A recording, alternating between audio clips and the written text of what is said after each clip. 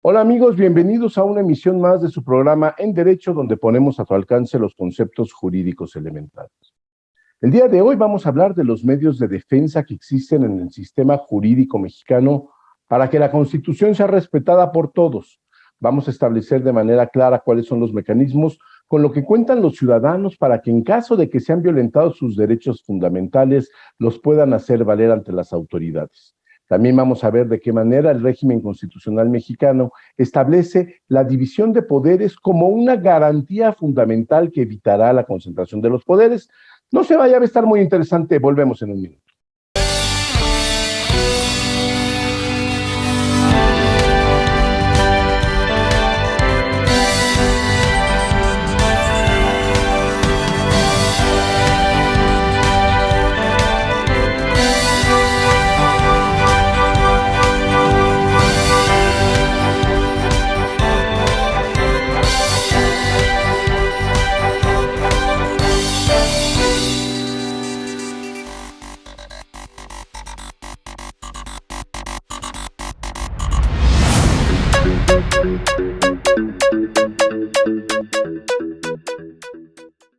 Amigos, como decíamos antes del corte, vamos a hablar el día de hoy de los medios de defensa que establece el régimen jurídico mexicano para la Constitución.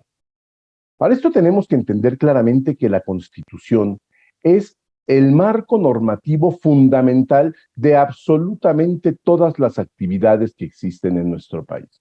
En nuestro país y en cualquier país que se precie de ser un Estado constitucional moderno, existe un régimen que determina claramente cuáles son los límites al ejercicio del poder, pero también cuáles son los límites para las libertades de los ciudadanos.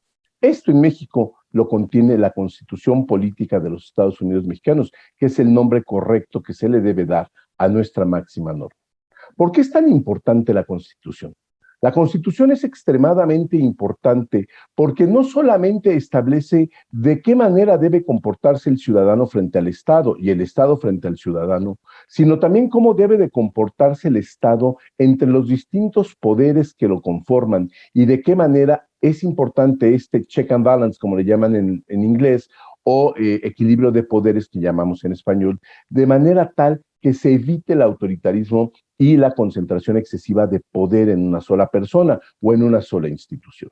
Hemos visto en muchas ocasiones, en muchos regímenes de nuestro país, esta intencionalidad deliberada de algunos gobernantes de concentrar absolutamente todo el poder en una sola persona, que en ocasiones puede ser el gobernador de algún estado, el presidente de la República o tal vez alguna institución o partido político. Sin embargo, el régimen constitucional mexicano está hecho de una manera tal que busca que esto no suceda en nuestro país. Y hasta ahora tenemos que decir que en un país que ha tenido alternancia ya a partir del año 2000, bueno, que en realidad empezó en 1997, cuando se pierde por el partido oficial, en aquel entonces el PRI, por primera vez la mayoría en la Cámara de Diputados, nuestro país ha transitado hacia una democracia que no ha sido algo sencillo, pero que tiene como fundamento, tiene como premisa principal, justamente evitar la concentración de poderes y que todos, absolutamente todos aquellos que conforman México, podamos ser representados, escuchados y participar en la toma de decisiones. La forma en la que nuestra Constitución establece que debemos de hacer la defensa de los derechos que ella misma reconoce, otorga, porque no es lo mismo dependiendo de quién se trate el sujeto de este derecho, son el juicio de amparo, del cual todos nosotros hemos escuchado hablar y que de hecho en este programa ya hemos hecho un programa específico sobre el juicio de amparo en alguna ocasión, en el cual de manera clara se explicó en qué consiste, pero vamos a volver a dar ahora una intervención sobre este asunto. También existe la acción de inconstitucional y la controversia constitucional. Esto en realidad lo que hace es que en ocasiones a la gente la confunde porque se utilizan de manera indistinta los términos amparo, acción de inconstitucionalidad, controversia constitucional. Incluso en ocasiones los propios comunicadores no tenemos el cuidado suficiente para poder hablar deliberadamente de algún asunto que se está resolviendo en tribunales y que con este concepto errado que a veces tenemos de lo que puede alcanzar una acción que proteja la constitucionalidad y la Constitución misma, podemos confundir al auditor. En primer lugar, tenemos que saber que nosotros como ciudadanos frente al Estado tenemos los derechos fundamentales que son reconocidos por nuestra Constitución. Antiguamente la Constitución decía que los derechos humanos serán otorgados por la Constitución, lo cual sin duda alguna era un despropósito, porque la Constitución no otorga los derechos humanos, sino que los derechos humanos son aquellos que tenemos por el simple hecho de ser humanos. No se necesita que haya ningún texto jurídico que lo otorgue, sino más bien que lo reconozca. Se hizo esta modificación a nuestra Constitución y de esta manera ha llevadose a cabo un mejor régimen de balance o de límites a lo que la autoridad puede hacer frente al ciudadano. ¿Dónde encontramos estos derechos fundamentales o estos derechos humanos? En nuestra Constitución se encuentran en los primeros 29 artículos y son básicamente 5 garantías fundamentales: el derecho a la vida, el derecho a la libertad, el derecho a la propiedad, el derecho a la igualdad y el derecho a la seguridad jurídica. Y ahí vienen desperdigados por estos 29 artículos de la Constitución, pero en realidad esto es algo muy importante, porque si en algún momento usted considera que algunas de las libertades que nuestra propia Constitución reconoce han sido violadas por alguna autoridad, usted tiene la garantía del juicio de amparo, que de alguna manera es una protección establecida para que usted vea que se resarza la violación que se está haciendo en sus derechos fundamentales. En ocasiones, y tampoco la televisión ayuda mucho, se confunde el alcance del juicio de amparo. Creemos que el amparo es en realidad un juicio que es, pues ahora es que como un escudo perfecto en contra de cualquier riesgo que nosotros podamos padecer. Pero hay que reconocer que el juicio de amparo lo único que hace es proteger al ciudadano ante autoridades. No funciona la interposición de un juicio de amparo y las posteriores defensas, sentencias o lo que se haga de este juicio en contra de particulares. Y aquí es muy importante porque en ocasiones, a mí me ha llegado en la consulta privada, en ocasiones gente que tiene un problema con el marido, con el socio, con el inquilino, y consideran que la mejor manera de evitarse problemas es tramitar un amparo. Sin embargo, el juicio de amparo lo que hace es que al ciudadano lo protege cuando las autoridades de cualquier nivel de gobierno, estatal, federal, municipal, llevan a cabo violaciones a sus derechos fundamentales, se concurre ante un juez federal que deberá de analizar si las acciones que está realizando dicha autoridad son o no son contrarias a la Constitución y a estos derechos fundamentales. Dado el caso, en caso de que el juez federal considere que efectivamente existe una violación a los derechos fundamentales, obsequiará el amparo. Pero el amparo tiene un procedimiento previo, que son las suspensiones que se dan en este proceso, porque lo que busca la Constitución y la propia ley de amparo es justamente que la persona, el ciudadano, no se quede en un estado de indefensión ante un hecho que está violentando sus derechos humanos, sus derechos fundamentales. En este contexto, el juez deberá de valorar si la continuidad de dicho acto de la autoridad puede ser o no lesivo para el ciudadano. Y de esto vamos a hablar ahora que regresemos después de una pausa. No se vaya, estamos en su programa En Derecho.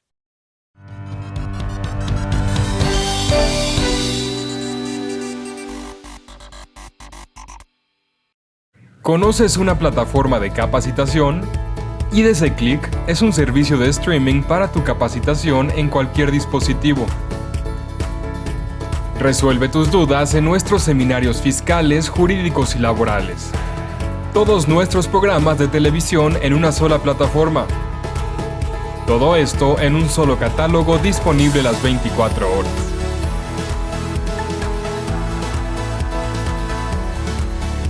Únete a la familia IDC con la mejor plataforma para una capacitación completa. IDC Click, tu mejor opción.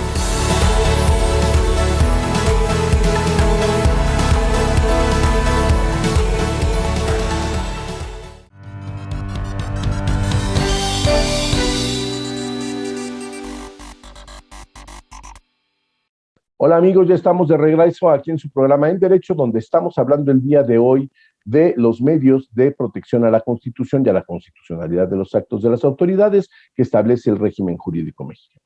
Es muy importante, como decíamos antes del corte, que en el juicio de amparo, que es el juicio de garantías que la Constitución establece para que los ciudadanos podamos poner límites a los actos del poder, el juez federal, que es el encargado del análisis de dicho proceso, determine si la continuidad de un acto impugnado por parte de un ciudadano puede o no convertirse en una violación de sus derechos fundamentales que ya no tenga solución. Por lo tanto, lo que sucede en el juicio de amparo, vamos a poner un caso muy claro, muy sencillo. Supongamos que un día usted esté en su negocio o en su casa y de la nada llega una autoridad y a usted le clausura o le confisca su inmueble, su negociación mercantil, lo que sea, y usted nunca ha sido informado de la razón por la cual eso aconteció. Usted puede recurrir ante un juez federal y interponer un juicio de amparo, un juicio de garantías, para que dicho juez federal determine si dicho acto de la autoridad fue o no fue conforme a la Constitución. Pero en lo que el juez autoriza, o más bien en lo que el juez investiga si efectivamente se hizo de manera correcta o no, lo que hace es decretar una suspensión de lo que está aconteciendo, del acto reclamado, de manera tal que el ciudadano no vea afectados, por lo menos durante el tiempo que dure el juicio de amparo, sus derechos fundamentales, en el tiempo en el que un juez federal va a estudiar si efectivamente se están violando o no sus derechos humanos. A esto se le llama la suspensión del acto. Y aquí tenemos problemas en ocasiones los comunicadores, porque en ocasiones no somos lo suficientemente claros para decirle al público que nos está escuchando que cuando se trata del otorgamiento de una suspensión, no se trata de un otorgamiento de un amparo que proteja a un ciudadano. Y esto lo comento porque en ocasiones existen algunas personas o algunos comunicadores que hablan que a fulano de tal, que es alguien sumamente impopular por haber sido un delincuente, por haber sido un defraudador, por muchas razones, se le otorgó un amparo. La verdad no se le otorga un amparo, se le otorga una suspensión provisional, pero genera un gran desasosiego, una gran inseguridad, un gran enojo en la sociedad, cuando la gente cree que alguien que es considerado por lo menos socialmente como un delincuente o como alguien que ha violado la ley, ha obtenido un amparo y de esa manera puede sustraerse de la acción de la justicia. Esto en realidad no debería de pasar. No debería de pasar porque el problema no es de los jueces ni tampoco de los inculpados, es de nosotros los comunicadores, que no sabemos cómo explicarle a la gente que en ocasiones a alguien se le ha otorgado una suspensión únicamente durante el tiempo que dure el juicio de amparo. No quiere decir que esa persona ya se haya salido con la suya. Entonces, es importante que no solamente seamos los abogados, sino en general todos aquellos que tenemos acceso a un micrófono, que tengamos claramente determinado o aprendido qué implica una suspensión de un acto reclamado en un juicio de amparo y cuándo es que realmente se obtiene ya la protección de la justicia federal, que esto va a ser hasta el final, cuando el juez haya analizado todo lo que está aconteciendo en nuestro procedimiento, todas las pruebas que nosotros estamos aportando, todas las pruebas que la autoridad también está aportando para justificar su actuar, y entonces el juez federal va a determinar si hubo o no violación de los derechos fundamentales de un ciudadano, y es ahí, hasta ese momento, que se otorga el amparo. Entonces, hay ocasiones en las cuales se otorgan las llamadas suspensiones provisionales o definitivas en el proceso del juicio de amparo, pero que no se otorgue el amparo, porque al final el juez determina que efectivamente la autoridad actuó conforme a derecho y que no tiene por qué otorgar la protección de la justicia de la ONU. Entonces, el juicio de amparo es el que nos protege directamente a nosotros como ciudadanos para que podamos defendernos en contra de arbitrariedades de las autoridades. Pero también existe otro derecho fundamental que empieza a considerarse en las doctrinas constitucionales modernas, que es un derecho humano, la división de poderes. La división de poderes porque no es posible, no es conveniente en ningún país del mundo que todo el poder se concentre en una sola persona o en una sola institución.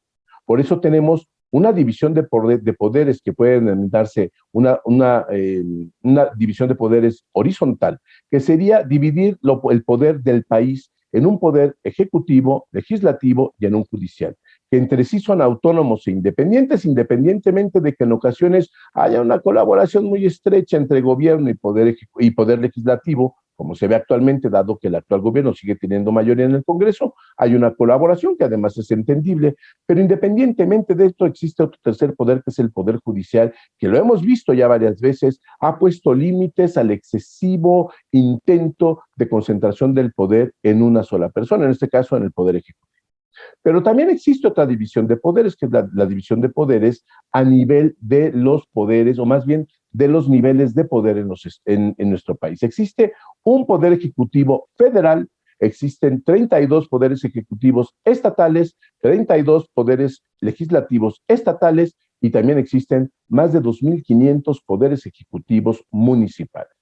Y esto es muy importante porque cada uno de estos poderes y cada una de estas ámbitos de poder, de ejercicio del poder, tienen sus propias atribuciones que no pueden ser violadas simple y sencillamente al arbitrio de cada uno de ellos. Sin embargo, pasa que en ocasiones hay decisiones del gobierno federal o de los gobiernos de los estados que intentan meterse en los atributos de otros poderes. Por ejemplo, que por medio de alguna ley que se haga en el Congreso de la Unión, se quieran conculcar algún tipo de facultad que tengan los gobiernos de los estados. Esto pasa, y muchas veces pasa de manera intencionada, pero muchas veces pasa por una cuestión de que no se tiene el suficiente cuidado, la suficiente atención para saber claramente que estamos metiéndonos en los poderes, o más bien en las atribuciones que tiene un gobierno de un estado o un gobierno de un municipio. Sin embargo, es complicado enfrentar al gobierno federal. El gobierno federal en México es un gobierno que concentra demasiado poder y que tiene un poder muy importante, que es el poder del presupuesto. El poder del presupuesto que finalmente va a ir a dar a los estados y a los municipios hace que en ocasiones se cuestionen dos veces antes de poner algún tipo de controversia de tipo político para poder hacer valer sus derechos.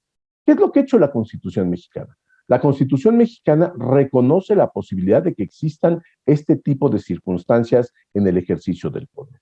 Y por eso le ha dado a los niveles de gobierno inferiores, vamos a llamarlo así, no de manera despectiva, sino simple y sencillamente para cuestiones de tipo didácticas, que son los poderes de los estados y de los municipios, les ha dado la posibilidad de que se defiendan ante la Suprema Corte de Justicia de la Nación para que no sean invadidas sus esferas de competencia y de esa manera mantengamos, como se debe de mantener, la división de poderes y el ejercicio de los mismos, que además hay una cosa muy importante: quien ejerce el poder también ejerce el presupuesto.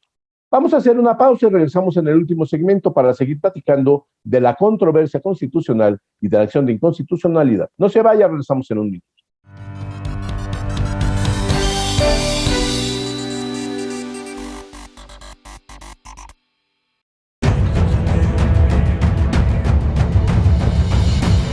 En 1986 nació Información Dinámica de Consulta con la misión de dar información a profesionales del ámbito jurídico. Evolucionamos contigo y en 2001 logramos informarte en tiempo real gracias al nacimiento de IDC Web. Dimos paso en el 2016 a Foro IDC, un evento de alto nivel para el impulso de la competitividad del empresario mexicano. En 2017, unificamos cada avance bajo el dominio www.idconline.mx. Hoy puedes encontrarnos en múltiples plataformas con información vanguardista y especializada para capacitar e informar a los elementos clave de las empresas.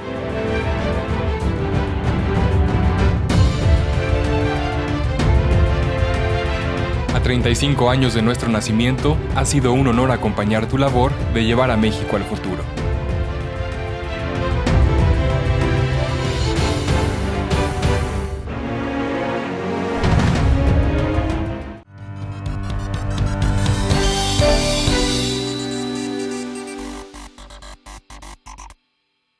Hola amigos, seguimos en su programa En Derecho, donde ponemos a tu alcance los conceptos jurídicos elementales.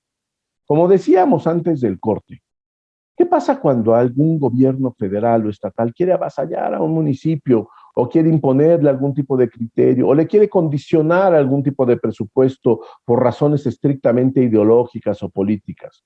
Cuando quieren invadir las competencias. La Constitución es muy clara. ¿Qué es lo que debe de hacer un gobierno estatal y qué es lo que debe de hacer un gobierno municipal? Por ejemplo, voy a poner un ejemplo, lo que son las atribuciones para los parques, panteones, algún tipo de vialidades. La Constitución dice claramente que serán los gobiernos municipales que deben de hacerse cargo de ello, no el gobierno estatal, no el gobierno federal, porque se consideran que son servicios públicos de proximidad. Es el primer contacto que tiene el ciudadano en nuestro país. Tal vez los que vivimos en la Ciudad de México no lo vemos de manera tan evidente, pero en algunas partes del país sabemos que el alcalde o el presidente municipal es realmente la primera autoridad con quien tienen contacto los ciudadanos. ¿Qué pasa cuando se ven avasallados, cuando se ven amenazados? Bueno, pues la Constitución ha establecido un sistema que es el de sistema de controversia constitucional para que estos municipios o estos estados, o incluso también puede ser la federación, si algún estado toma alguna decisión o toma alguna acción que sea en realidad atribución del gobierno federal, se puede concurrir ante la Suprema Corte de Justicia de la Nación y decirle a la Corte, oye Corte, fíjate que yo creo que el gobierno federal está invadiendo mis atribuciones. Yo considero que tal ley se está metiendo en lo que tengo que hacer yo como Estado y que no es competencia de la Federación. La Suprema Corte de Justicia de la Nación lo que hace es convertirse en una especie de árbitro, pero no un árbitro político, sino en un árbitro jurídico, por virtud de lo cual va a llevar a cabo un procedimiento y va a determinar de manera técnica, basada en cuestiones legales, estructurada, quién tiene la razón. Si la tiene una autoridad que dice estar invadiendo las competencias de otra o si no lo tiene. Un ejemplo muy claro que se dio al inicio de esta administración, cuando el presidente de la República decide que deben de ganarse los sueldos siempre por debajo de los que él tiene en la administración pública federal, quiso imponer este tipo de decisiones a algunos órganos constitucionales autónomos. Y algunos de estos órganos constitucionales autónomos que no dependen del gobierno de la República se vieron afectados en sus intereses, que bueno, políticamente fueron muy cuestionados, y acudieron ante la Suprema Corte de Justicia de la Nación con una explicación muy sencilla y con un argumento de decir, nosotros somos órganos constitucionales autónomos y no respondemos a lo que determina el Poder Ejecutivo Federal, porque finalmente el Poder Ejecutivo Federal es solamente uno más de todos estos poderes que estamos diciendo. La Corte les dio la razón. La Corte les dio la razón y dijo, bueno, a lo mejor ustedes el razonamiento que tienen desde el punto de vista jurídico es un razonamiento válido y por ello, independientemente de que a mucha gente no le guste que ustedes ganen más que el presidente de la República, la ley les reconoce el derecho de que ustedes determinen cómo van a ser los actos de administración de sus propios órganos constitucionales autónomos. Ese es un ejemplo muy claro que se ha dado. Y en este contexto es que la controversia constitucional ha mostrado, a partir del año de 1996, que fue cuando se instrumentó, ha mostrado una gran eficacia y ha mantenido de manera bastante pacífica, bastante congruente esta división de poderes también en los tres niveles, lo que ha permitido que de alguna manera las acciones de un poder y de otro se resuelvan por la vía jurídica y ya le digamos adiós a las controversias de tipo político que tanto cansan a la gente y que finalmente no aportan mayor cosa. Pero ¿qué pasa también cuando es el propio instrumento, el propio gobierno, el propio poder legislativo, quien hace una iniciativa de ley que va en contra de los postulados esenciales de la Constitución? Ojo, nada puede estar por encima de la Constitución. La Constitución es la declaración de principios de lo que como país queremos ser. No hay ninguna disposición que pueda ir en contra de la Constitución. Y esto tiene sentido porque nos tiene que dar a nosotros una visión clara de hacia dónde nos estamos dirigiendo como país. ¿Qué queremos? ¿Cuáles son nuestras aspiraciones? ¿Cuáles son nuestras posibilidades? ¿Cuáles son nuestras realidades? Y en este contexto, la Constitución establece los grandes principios a los que debe de someterse cualquier normativa en este país. Pero puede pasar que el Congreso de la Unión haga alguna ley secundaria, que es posible que pase ahora con la reforma eléctrica, tal vez en las leyes secundarias que se vayan a dar, que sean contrarias a lo que actualmente establece el texto constitucional. En este caso, lo que se puede hacer es que, desafortunadamente, nosotros como ciudadanos no lo podemos impugnar, lo podemos hacer a través del juicio de amparo, con una de las características que tiene el amparo contra leyes, pero quien tiene que poner en predicamento si una ley es conforme a la Constitución o no, son algunos elementos, algunos, ¿qué les diré? Algunos organismos que tienen esta atribución por la propia Constitución, como por ejemplo el 33% de la Cámara de Diputados o del Senado de la República, que si consideran que alguna ley aprobada por ellos mismos, que tal vez no fueron la mayoría, pero que fue aprobada por la mayoría simple, que ellos de alguna manera consideran que es contraria a la Constitución, la pueden impugnar a través de una acción de inconstitucionalidad que va a determinar en la Suprema Corte de Justicia de la Nación también, que va a determinar si una ley es contraria a la Constitución. Si es contraria a la Constitución y cumple con ciertos requerimientos que la ley también establece, va a ser decretada como anticonstitucional para todos y la van a sacar del sistema jurídico mexicano, con lo cual de alguna manera también nos da una protección a nosotros como ciudadanos. Sin embargo, yo creo que sería factible que tomáramos algunas ideas que vienen de fuera, de otros países. En algunos países europeos, sobre todo, antes de que se lleve a cabo la promulgación de cualquier tipo de ley, previamente a ello, se pasa por el tamiz de un Consejo Constitucional.